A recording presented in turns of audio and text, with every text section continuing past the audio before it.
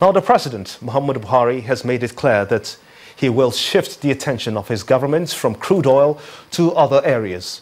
By diversifying the economy, the government believes that the economy will be more stable and viable.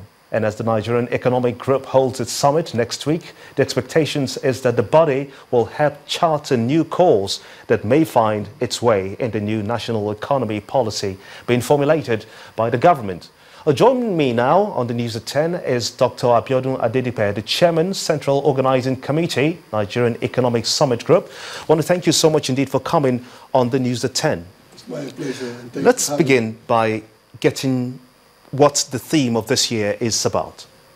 Well, it's simply tough choices, and that is achieving competitiveness, inclusive growth, and sustainability. And this is all on the basis of where we are today, then the potentials the Nigerian economy has always had, and then, of course, where Nigeria stands globally in terms of relevance and importance. I would believe that we are at a point we need to make some tough choices in order to achieve those lofty expectations. One of the tough choices that this present administration has made and is embarking on is diversification of the economy from a mono oil and gas, if I can just put it at that, oil and gas economy to one that is more diversified. This is a tough choice that's made already. Indeed, it's a very critical one. In fact, if you see the picture for this year's summit, you see that you have a plank resting on a barrel that have said the barrel of oil, of course, depicted as empty, in which case what we used to derive from oil is no longer there. So we have to face the reality that oil cannot sustain this economy, and therefore we must look at some other different sectors that have the potentials to bring Nigeria out of where we were in terms of growing, non-inclusively, to now grow in such a way that we create jobs and therefore reduce poverty and unleash prosperity for the people and stakeholders of the Nigerian economy. One other area that the government is also looking at is corruption, fighting corruption. It's a stand the government is very passionate about.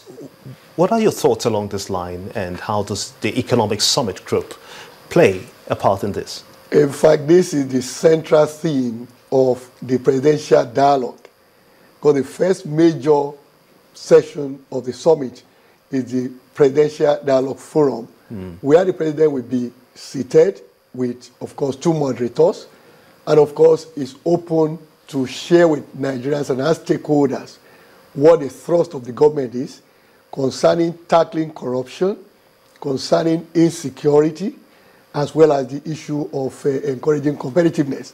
So the president will talk to these key issues as the major planks of his policy direction. Then, of course, also field questions from those present at the summit, and also be a part of it through watching it live on television, as well as through the social media. So actually, it's a forum that is open to every stakeholder, right from people in the business world, including the civil society organizations, students, market women, everyone that has access to any of these channels will be able to also send in their questions as well, which the president certainly will respond to at that point. But the whole essence is to create an engagement where not only is the president communicating his policy direction to the entire stakeholders, but he also gets a feedback in terms of what the populace consider most important at this point in time, by keeping everything in context of the tough choices that his government needs to make. And of course, we Nigerians also have to live with, because it is two-sided. One thing is for government to make those tough choices. The other side is for us to accept that we must live with those tough choices and all together run with it. Interesting. Okay, let's stick with these two broad areas, oil and gas, and then the corruption that you'll be also looking at the Economic Summit Group. Right. About 75%, let me get that very clearly, about 75% of government revenues is derived from exportation of petroleum products. Yeah. How safe is it to continue to depend on crude?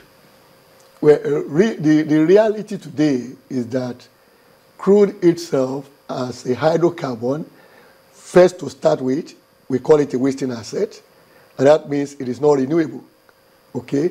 Then secondly, if you look at the market for it globally, and that's the reality Nigeria is facing today, that the prices are very soft, and we haven't seen the end of prices going down, which means going forward, we don't expect that prices will go back to where they used to be, above $100 a barrel. So now these are the realities Nigeria is facing. Equally, we are getting many more producers in Africa. We have also producers who are now closer to the traditional suppliers. I mean, that is buyers of our own crude oil.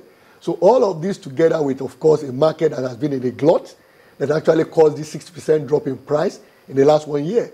Nigeria faces a reality today where we can no longer rely on the revenue from crude oil, associated gas, and condensate. So the reality now is to face non-oil revenue. So how do we build that? What are the kind of choices government has to make in order to build that and also relate that also to the cost of governance, which is the other side to the coin? So all of these are the issues that we bring to the front burner and get engagement, dialogue, get everybody involved to generate ideas. In fact, I would say that that summit is where everyone who cares about Nigeria should be, either physically present as a part of the process, or if you are not physically present, you can also join by watching, and also, of course, there will be live streaming of the entire process. So I believe this is a time to generate all the ideas that will take us away from dependence on oil to the reality that we find ourselves in today. And most importantly, that third plank to the theme, which is sustainability. And that is, how do we go from here to a future where Nigeria will be prosperous, and of course, we don't have to worry again about an asset that is difficult to replace. Interesting. You as well know about the currency depreciation Nigeria is currently facing. Is your summit going to look into this? As you know, of course, the depreciation, the currency has lost as much as 10% of its value and also 20% of our foreign reserves. Oh, certainly, because the structure of the summit doesn't stop at just the Presidential Dialogue Forum. We have also a platform for the Vice President, which will be looking at reforming institutions. And of course, there are so many issues relating to that that will also impact on not just the exchange rate of the Naira, even the rate of interest that is talking about lending rate, the cost of credit, and many other issues that relate to doing business. But beyond that also, there are several design workshops that will run parallel, that will look at several issues. How do we get Nigeria to be competitive? For example, now the exchange rate to mention is an issue in competitiveness. And that says, for example, that if your currency is expensive, then it means that your exports will also be expensive.